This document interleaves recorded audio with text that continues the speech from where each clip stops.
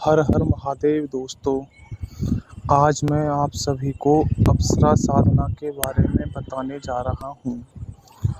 आपने प्रसिद्ध महान तांत्रिक श्री डॉक्टर नारायण दत्त श्रीमाली का नाम तो सुना ही होगा, जो तंत्र की दुनिया में विश्वविख्यात हैं। यह अप्सरा साधना की पुस्तक उन्हीं के द्वारा रचित है। इसमें उन्होंने अनेकों अप्सराओं को सिद्ध करने की सावर विधि बताई हुई है। सावर मंत्र से अप्सरा बहुत ही जल्दी सिद्ध हो जाती है। तो आइए देखते हैं इस पुस्तक के बारे में। ये श्री नारायण दत्त श्रीमाली जी हैं।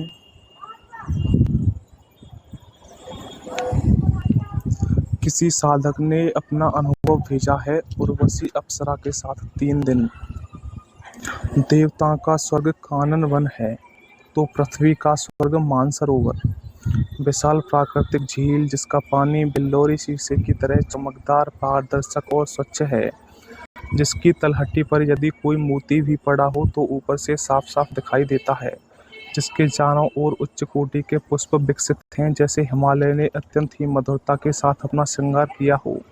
ऐसा लगता है जैसे हिमालय ने अपनी पूर्ण निधि वहां बिखेर दी हो, प्रकृति ने दोनों हाथों से अपने हाथों को लुटा दिया हो। यह स्थान साधना की दृष्टि से अद्वितीय और मनोहर है। प्राचीन काल से ही उच्च कोटि के योगी और साधक यहाँ तपस्या करने आते रहे हैं। मानसरोवर से उत्तर में पुराणों में वर्णित कैलाश पर्वत है, जो सफेद निर्मल बर्फ का मुकुट पहने हुए गौरवमय दिखाई देता है। दूर से मानसरोवर के तट से कैलाश पर्वत को देखने पर वह पर्वत दिखाई नहीं देता, अपितु ऐसा प्रतीत होता है मानो साक्षात शंकर ही ध्यानस्थ बैठे हों। उनके सिर की श्वेत लंबी जटाएं, चारों ओर से गंगा एक एक बूंद ढुलककर आती हुई अद्भुत और आश्चर्यजनक, अद्वितीय और मनोहारी है। यह कैलाश पर्वत और उसके आसपास की भूमि है। यहाँ सैकड़ों गुफाएं और कंदराएं हैं, जहाँ तिब्बत के उच्च कोटि के लामा साधना करते रहते हैं। ऐसे शीतल वातावरण में भी महायोगी विचरण करते हुए, साधना करते हुए और ध्यानस्थ बैठे दिखाई दे जाते हैं। भगवान शिव के शब्दों में जो मानसरोवर व कैलाश पर्वत के आसपास साधना करता है, उसे जीवन में और उस साधना में अवश्य सफलता प्राप्त होती है, क्योंकि उसे अनायास और अप्रत्यक्ष रूप से भगवान शिव का वरदान प्राप्त होता रहता है। सिद्धाश्रम के योगियों के लिए तो यह भूमि अत्यंत प्रिय स्थली रही है, जहाँ बारी बारी से उच्च कोटि के योगी आते हैं और महत्वपूर्ण साधना संपन्न कर सिद्धाश्रम लौट जाते हैं। यहाँ पर कभी भी किसी भी समय सिद्धाश्रम के उच्च कोटि के योगी विचरण करते हुए या साधना करते हुए देखे जा सकते हैं। पृथ्वी पर 2 ही स्वर्ग हैं, पहला सिद्धाश्रम और दूसरा मानसरोवर के निकट कानन शिला। यह शिला श्वेत स्फटिक पत्थर की है, जो लगभग आधी मील लंबी और इतनी ही चौड़ी है। यह कुदरत का करिश्मा ही है कि बाकी सारे पहाड़ और पत्थर भूरे रंग के हैं, यहाँ यह एकमात्र इतनी लंबी चौड़ी शिला दुग्ध धवल स्फटिक की है। ऐसा लगता है जैसे इंद्र ने स्वयं नंदन कानन से शिला को लाकर यहाँ हौले से रख दिया हो। संसार की यह एकमात्र बिना जोड़ की शिला है जो इतनी लंबी चौड़ी भी है, इसलिए इसे कानन शिला कहा जाता है। तो दोस्तों देखते हैं, ये बहुत लंबा अनुभव है। इसमें देखते हैं कि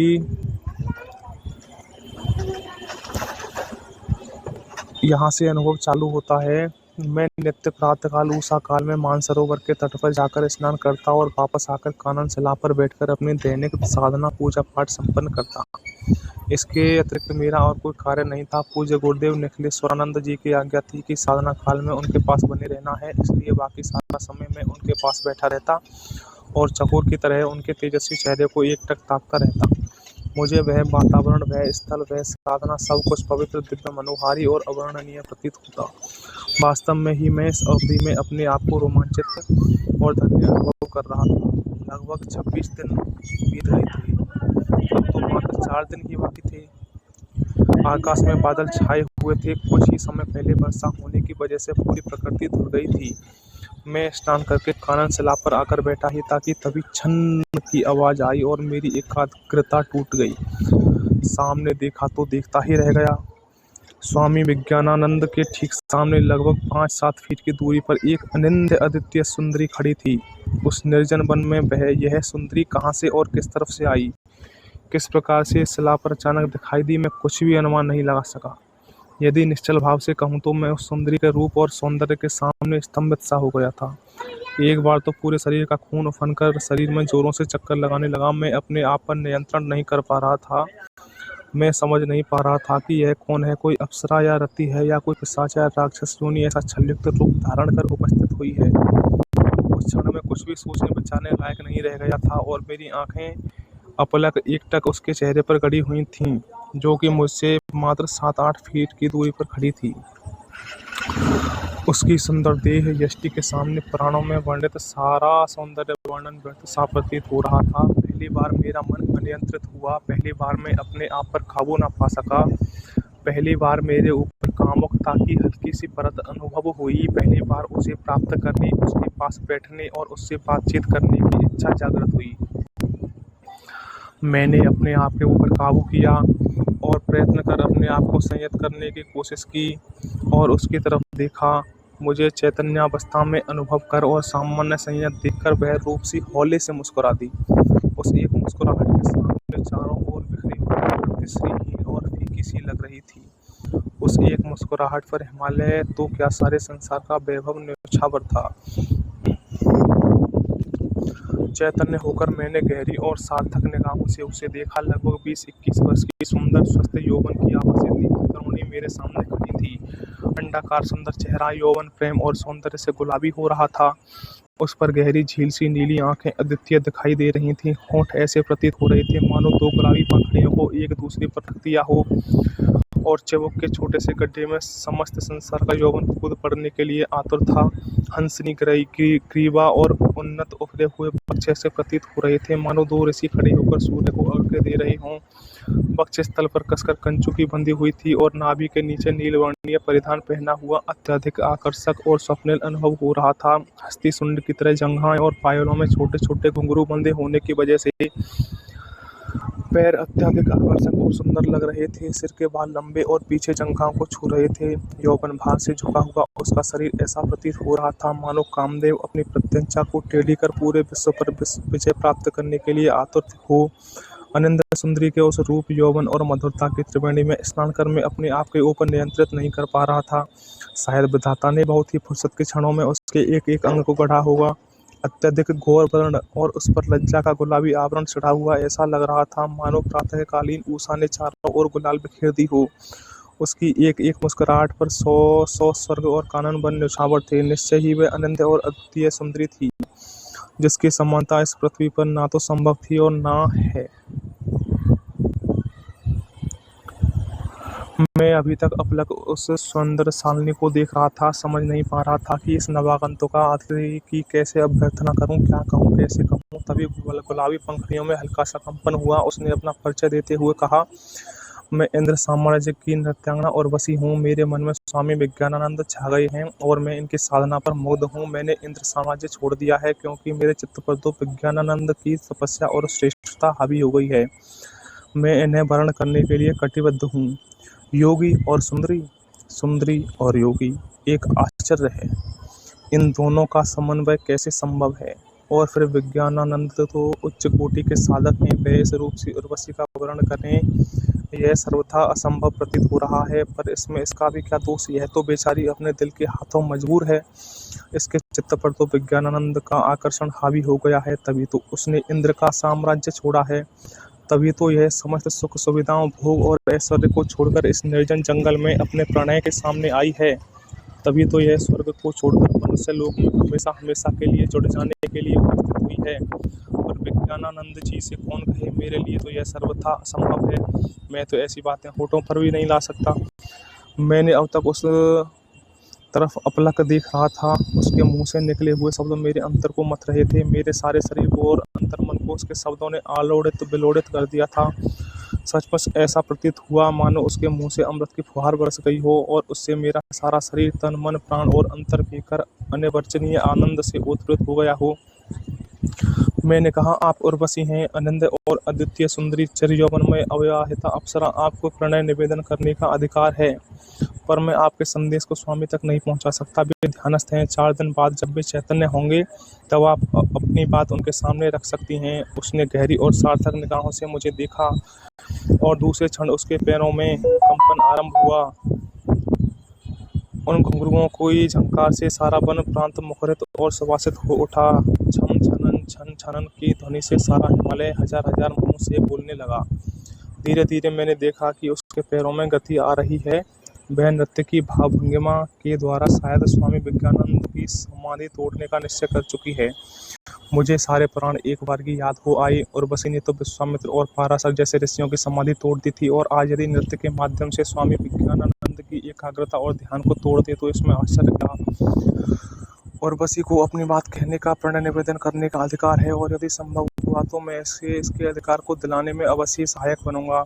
मैं पुनः चैतन्य हुआ और देखा कि उस स्फटिक शिला पर सुंदरी उर्वशी के सुकोमल पैर गतिशील हैं। घुंघरुओं की लयबद्ध ध्वनि पूरे वातावरण में मुखरित हो रही है। धीरे धीरे पैरों की गति, उसकी चपलता और चंचलता बढ़ रही है। अवश्य ही प्रकृति स्वयं उर्वशी के साथ है। तभी तो इस नृत्य के साथ साथ पृष्ठभूमि में वाद्य ध्वनि झंकृत हो रही है। तभी तो सारी प्रकृति सांस रोककर इस अद्भुत और अद्वितीय नृत्य को देख रही है। तभी तो यह सारी फिजा, यह सारा वातावरण अचानक सुगंधित और सुवासित हो उठा है।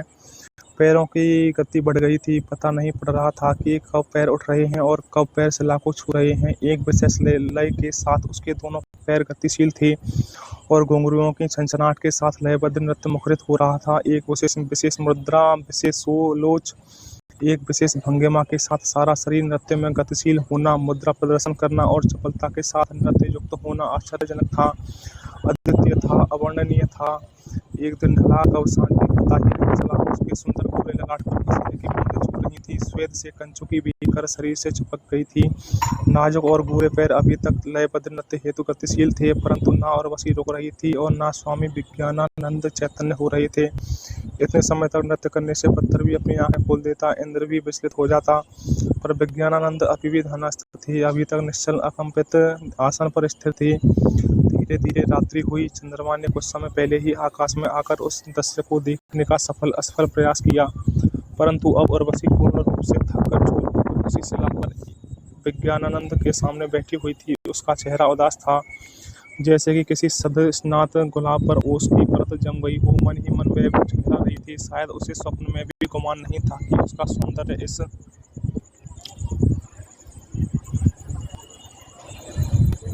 प्रकार से पराजित प्रताड़ित हो जाएगा। फिर भी उसने हिम्मत नहीं हारी। जिसने भी उसको इस कार्य के लिए भेजा था उसके प्रति वह विश्वसनीय थी। वह उसी प्रकार सौंदर्य की साक्षात स्वर्ण राशि बनी वहीं बैठी रही और अपलक नेत्रों से स्वामी विज्ञानानंद को निहारती रही। लगभग 4 बजे प्रातः बिन ना जाने कहाँ अदृश्य हो गई। मैं भी उठकर मानसरोवर के तट पर पहुंचा और मल मल कर स्नान किया। मेरा सारा शरीर ताप से फूंक रहा था। स्नान करने पर मुझे शीतलता अनुभव हुई। कितने समय तक पानी में घुसा रहा कुछ पता नहीं चला। सूर्य की पहली किरण के साथ मैं कानन शिला पर पहुंचा तो विज्ञानानंद निश्चल भाव से ध्यानस्थ बैठे हुए थे। लगभग 8 साढ़े 8 बजे वह फिर आई, परंतु आज उसकी शोभा 100 गुनी ज्यादा थी। नाभि दर्शना सुंदरी उर्वशी ने अपना श्रृंगार आज जी भरकर किया था। कंचुकी आज और ज्यादा कस गई थी। सिर पर से लेकर धानी वस्त्र घुटनों तक पहना हुआ था। सब कुछ नया नया खिला महक रहा था। उसके शरीर से विशेष भीनी महक में अनुभव कर रहा था। उसने सर्वप्रथम स्वामी विज्ञानानंद को प्रणाम किया और कुछ क्षणों तक सामने बैठी रही। मैं उससे बहुत कुछ पूछना चाहता था, पर मेरे मुंह से बोल निकल नहीं पा रहे थे। यह तो पता चल गया था कि वह देव अप्सरा उर्वशी थी, पर यहाँ क्यों आई है, क्यों इतना परिश्रम कर रही है, किसने उसे किस विशेष उद्देश्य के लिए भेजा है।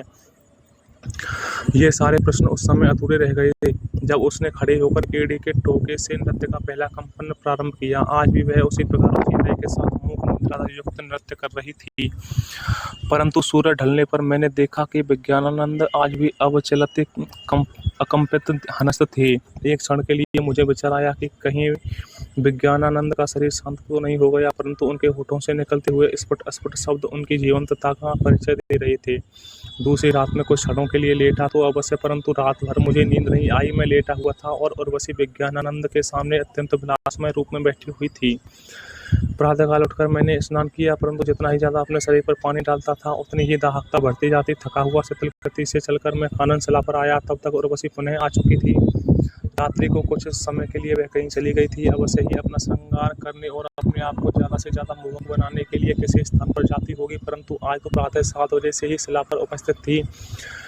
उसके चेहरे की मुख मुद्रा संकल्पित व कठोर थी। संभवतः उसने निश्चय कर लिया था कि आज हर हालत में विजय प्राप्त करनी है। आज का नृत्य उसने जल्दी ही प्रारंभ कर दिया। शायद वह नृत्य के द्वारा ही अपनी विजय को पूर्ण सार्थक समझ रही थी। ज्यों-ज्यों सूर्य का रथ आकाश की ओर अग्रसर हो रहा था, त्यों-त्यों उसके नृत्य की लय बढ़ती जा रही थी। साधना का आज अंतिम दिन था और उस शिला पर उर्वशी का अत्यधिक मोहक विलासमय सौंदर्य से परिपूर्ण नृत्य गति की चरम सीमा पर था। धीरे धीरे दोपहर हुई, सांझ ढली और शुभ्र आकाश में साक्षीभूत पूर्ण चांदनी के साथ चंद्रमा भी उपस्थित हुआ, पर उर्वशी के पैर बराबर गतिशील बने रहे। पसीने से उसका शरीर भीग गया था, शरीर के वस्त्र चिपक गए थे, चेहरे पर श्वेत कण थिरक रहे थे, परंतु वह अपने सुंदर सुकोमल पैरों से नृत्यशील थी। थकावट से उसका सारा शरीर निढाल हो रहा था। निरंतर नृत्य से थोड़ा थोड़ा खून बहने लग गया था, जिससे शुभ्र स्फटिक से कहीं कहीं रत्तें हो रही थी। मैंने देखा कि थकावट से चूर उर्वशी निढाल होकर संज्ञा शून्य सी स्वामी विज्ञानानंद के सामने गिर गई। उसके पैरों में कंपन था, तलवों से खून की बूंदें छलछला रही थीं और सारा शरीर संज्ञा शून्य सा महायोगी के सामने पसरा हुआ था। मैंने देखा महायोगी उसी प्रकार शांत समाधिस्थ थे। उनकी आंखों में किसी प्रकार का कोई कंपन नहीं था। 1 घंटे तक संज्ञा शून्यता के बाद अनन्य सुंदरी उर्वशी ने ऊपर सिर उठाया। मैंने देखा कि उसकी आंखों से अश्रुकण निकल रहे थे, कंठ अवरुद्ध हो गया था, गला भर आया था और दोनों हाथ जोड़े हुए उसका सारा शरीर थरथर रहा था। एक क्षण के लिए मुझे स्वामी विज्ञानानंद पर क्रोध आया, परंतु मैं विवश था, मैं कर भी क्या सकता था। मैंने महसूस किया कि आज योग के सामने सौंदर्य और विलास पराजित थे। एक योगी के सामने अनंत सुंदरी विवश शक्तिहीन भीत हिरण्य की तरह थी। इतनी हिम्मत नहीं थी कि वह विज्ञानानंद को स्पर्श करे, परंतु उसके चेहरे और आंखों से बहते हुए अश्रुकण अपनी पराजय अनुभव कर रहे थे।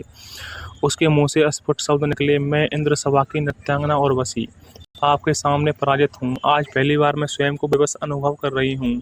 मेरा यौवन, मेरा सौंदर्य सब कुछ व्यर्थ है, बेईमानी है। योग के सामने यह सौंदर्य पराजित और प्रताड़ित है।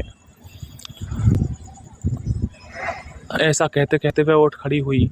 आंसुओं से सिक्त आंखों से उसने मुझे जी भर के देखा और धीरे धीरे शिला से नीचे उतरकर उत्तर दिशा की ओर बढ़ गई। दूसरा दिन हुआ, आकाश में सूर्यदेव मुस्कुराने लगे। मैं पिछले दिन की घटनाओं से स्तंभित था।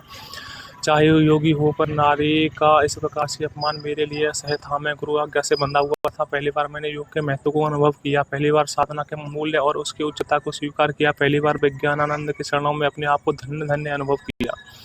आज साधना का अंतिम दिन था। लगभग 4 बजे महायोगी ने अपनी आंखें खोली, समाधि भंग हुई और सुंदर कमलबद्ध नेत्रों से पूर्ण शांति के साथ उन्होंने मेरी ओर देखा, जैसे उन्हें पिछले 3 दिनों की घटना का कोई भान न हो।